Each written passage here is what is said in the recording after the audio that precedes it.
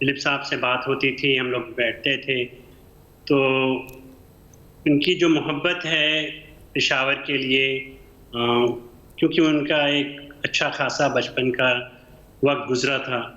हमेशा उनके दिल से लगता था कि उनका दिल धड़कता है वहाँ के लिए, वहाँ के लोगों के लिए, वहाँ की चीज़ों के लिए। ज़ाहिर-सी बात है, उनके जो फ़ॉर्मेटिव इयर्स थे, जो उनके बचपन के पुख्ता समझ लीजिए पुख्ता यादें थी। साल, उसमें उन्होंने बहुत सी चीज़ पेशावर की अपने साथ अपनी ज़िंदगी में जोड़ी, और वो आगे चल के दिलीप साहब की शख्सियत में इनकॉर्पोरेट हो गई, उनकी पर्सनैलिटी में इनकॉर्पोरेट हो गई। खाली खाने की बात नहीं है, वहाँ की तहज़ीब, वहाँ के मिलनसार लोगों की बातें, उनके घर की बातें, अक्सर साहब ये सब ज़िक्र करते थे, और हम लोग छोटे थे, इतनी मजाल नहीं रहती थी कि साहब से इंटरव्यू लें या क्वेश्चन आंसर करें, तो सुनते थे और बहुत दिलचस्पी से सुनते थे। कभी ऐसा मौका मिलता था तो एक आध सवाल अपने पूछ लेते थे। तो मैंने एक बार साहब से पूछा कि साहब, आपको सबसे एक अगर जो कोई चीज़ पेशावर की बताइए जो आपकी पर्सनालिटी पे या आपकी याददाश्त में जाके बैठी हुई। तो उन्होंने करीब 1930 का एक वाक़या बताया, जब वो 8 साल के थे। किस्सा खानी बाज़ार का एक मैसेकर, वहाँ पर जब अंग्रेज़ी हुकूमत जो उस वक़्त थी, उन्होंने फायरिंग की, और साहब ने कहा कि मैंने वो मंज़र अपनी आँखों से देखा, और उसके बाद मैं बहुत खौफ़ज़दा हो गया, क्योंकि मैंने अपने सामने कुछ अपने ही लोगों को, ज़िंदा लोगों को लाश बनते हुए देखा। और शायद इस तरह की चीज़ें उनके दिमाग में बहुत ही डीप इम्पैक्ट छोड़ी, जब उन्होंने अपनी फ़िल्म दुनिया में अदाकारी स्टार्ट करी। आपने शुहदाए किस्साखानी का जिक्र किया। अब पहली गोली इस खित्ते में चली थी उस दिन, और आज़ादी की तहरीक वहाँ से शुरू हुई थी इस ख़ास खित्ते में, और दिलीप साहब वहाँ पर मौजूद थे, तो वो भी आज़ादी के हीरो ही हुए, वो भी वहाँ पर मौजूद थे। अगली बात जो हमें भी थोड़ा बहुत ही याद, जब वो पेशावर आए थे तो पेशावर के यहाँ पे एक प्राइवेट होटल में जब सब लोग हमारी तरह जो कि उनके पस्तार हैं, उनके मद्दाह है, वो बैठे थे, तो उन्होंने जब ज़्यादा मूड में हुए तो उन्होंने हमारे हिंदकों में बात की, हमें अपने बचपन के किस्से हिंदकों में सुनाए। क्या कभी वहाँ पर भी कोई चांस लगा कि आपको उन्होंने हमारी जो पेशावर की ज़बान है वो सुनाई हो, उसमें बात की हो? साहब की मादरी ज़बान तो हिंदको ही थी, और जो बचपन में ज़बान एक बार वो ज़बान बन जाती है, क्योंकि आपकी वालदा, आपके वालिद इस तरह हिंदको में ही बात करते थे, तो उन्होंने अपनापन जो महसूस किया, वो तो एक माँ की मोहब्बत की जो लैंग्वेज रहती है वो उसी से होती है, और वो हिंदको ही थी। अक्सर बेशतर जब साहब बहुत खुश रहते थे, और वो भाई बहन, आपको पता ही होगा कि दिलीप साहब, ये लोग 12 भाई बहन थे, तो अक्सर जब 4-5, 3-4 भाई बहन होते तो इन लोग हिंदको में ही बात करते थे, और हम लोग एक दूसरे का मुंह देखते थे, क्योंकि हमको समझ में नहीं आती। तो कभी कभी साहब मुझको बोलते थे कि यार हिंदको जानते हो? तो मैंने साहब ये थोड़ा पंजाबी जैसी मिलती है। बोले नहीं, पंजाबी नहीं है। तो और वो ही used to take great pride, बहुत फख्र के साथ हिंदको में बात करते थे। अक्सर बेशतर इनको ज़बान के वहाँ जो एक मूवमेंट है, और जो लोग वहाँ पर अभी भी इनको प्रमोट करते हैं, साहब को ख़त लिखते थे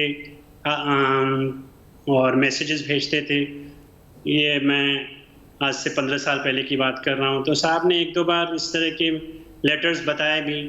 कि वो लोग मुझे बुलाना चाहते हैं और इनको को और प्रमोट करना चाहते हैं। लेकिन मुझको जहाँ तक लगता है, जो अपनापन साहब को महसूस होता है और होता था, जो वो हिंदको ज़बान में ही होता था। उन्होंने 1-2 स्टोरीज़ अपने बचपन के जब वाक़यात बता रहे थे,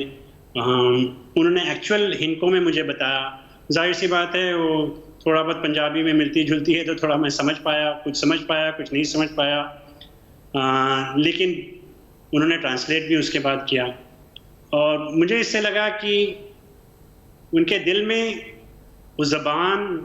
वो कल्चर, उनका घर जो है वो अदब से और अदबी दुनिया से जुड़ा हुआ था। आपके दादा बहुत मशहूर वहाँ के जो अदबी सर्कल में बहुत मशहूर थे। आपके वालिद साहब का अच्छा उठना बैठना आलिमुद्दीन वगैरह से था और अच्छी शख्सियत। तो मुझे लगता है इनकी जो परवरिश हुई एक अदबी माहौल में हुई और लिटरेचर जो बोलते हैं वो साहब की फाउंडेशन बनी मूवी इंडस्ट्री में, जो उन्होंने थोड़ा सक्सेस पाई। फैसल साहब, आप उनका ट्विटर अकाउंट भी हैंडल करते थे और हमने इसी अपने मशरिक के प्लेटफॉर्म, क्योंकि पेशावर का वाहिद चैनल है जो कि दुनिया को पेशावर की आवाज़ पहुंचाता है, और हमने वो डिस्कस की वो ट्वीट जब उन्होंने कहा कि मुझे अपना घर देखना है और यहाँ से सब लोग, क्योंकि मैं खुद भी उन्हीं का परस्तार था, मैं खुद गया मोहल्ला खुदादाद, वहाँ पे फ़ोटो बनाए, बहुत से और साथी गए, उन्होंने वहाँ से फ़ोटो बनाए और दिलीप साहब के लिए बनाए और शेयर किए कि आपकी घर की अभी ये सूरत हाल है। अपने घर के बारे में ये ट्वीट एक तो आपकी तरफ से क्यों हुई, क्या कह रहे थे उस वक्त दिलीप साहब, और जब उनको वो तस्वीर मिली तब उनका क्या रिएक्शन था? साहब ने अक्सर किस्सा कहानी बाजार का जिक्र किया, अपने घर का जिक्र किया, अपनी बुक में भी उन्होंने अपनी जो ऑटोबायोग्राफी उसमें भी काफ़ी डिटेल में लिखा था। तो अक्सर बेशतर मैंने उनको ट्वीट्स पढ़ के सुनाया, तो उनको बहुत ख्वाहिश थी कि वो एक बार फिर से अपना घर देख लें। 1988 में जब साहब की विज़िट हुई तो उस वक्त हम तो छोटे थे, लेकिन जब साहब लौटे बहुत खुश थे और उस वक्त उनको घर जाने का मौका मिला, जो 98 में शायद उनकी विज़िट थी वो नहीं, बहुत रश थी, बहुत रश था 98 में जब उनको निशान इम्तियाज़ अवार्ड दिया गया, तो उस वक्त वो नहीं पहुंच पाए। वो बहुत मायूस थे उस बात से कि इतने करीब हो के भी वो एंड तक अंदर नहीं जा पाए। लेकिन वो दिल में वो घर, वो मंजर और वो समझ लीजिए वो खाका, पूरा एक मैप उनके दिमाग में मेमोराइज। और पेशावर के किले के बारे में साहब अक्सर जिक्र करते थे, बच्चे थे तो कैसे वो लोग वहाँ घूमने जाते थे, किस्सा कहानी बाज़ार में कैसे वो अपने दादा के साथ वहाँ बैठते थे, कहानियाँ सुनते थे। कहानियों से उनको बहुत दिलचस्पी हो गई उसी प्रैक्टिस के वजह से, क्योंकि दादा के साथ जाते थे। और यही नहीं, मुझको लगता है कि जो पूरा एक कल्चरल मेथड जो था साहब का, वो फाउंडेशन उसकी जो थी, वो बम्बई आने से पहले उनको पेशावर में सीखने को मिली और उनकी पर्सनालिटी में एक तरह से जज्ब हो गई। अच्छा सर, एक और चीज़, क्योंकि उनकी ज़िंदगी का एक अहम एरिया जो है वो सायरा बीबी हैं और ज़ाहिर बात है वो इस वक्त तकलीफ़ में होंगी, रंज में होंगी, लेकिन उनका एक जुमला जब उन्होंने पेशावर का दौरा किया और उन्होंने यहाँ पर वो जुमला कहा, और आज जैसे आपने कहा कि 88 में दिलीप साहब आए, 98 में आए, आज तक लोगों को तकरीबन 24-25 साल बाद भी पेशावर के लोग उस जुमले को याद करते हैं। वो जुमला ये था कि जब सायरा बीबी ने कहा कि मुझे दिलीप साहब से एक ख़ास किस्म की खुशबू आती है और वो खुशबू मुझे पेशावर आके महसूस हुई। ये सूरत हाल कैसी थी कि क्या वहाँ पे ये हकीकत, एक जाहिर बात है उनका अपना एक रिश्ता था, वो हकीकत बयान करना कितना मुश्किल था कि पेशावर से एक लिंक एक शख्स का इस हद तक हो कि वो पेशावर छोड़ के जाने के 80-90 साल बाद भी उससे पेशावर की खुशबू आती है। सायरा जी की मिसाल तो बयान करना बहुत ही मुश्किल है, जितनी मोहब्बत उनको दिलीप साहब से है और जितनी देखभाल उन्होंने की,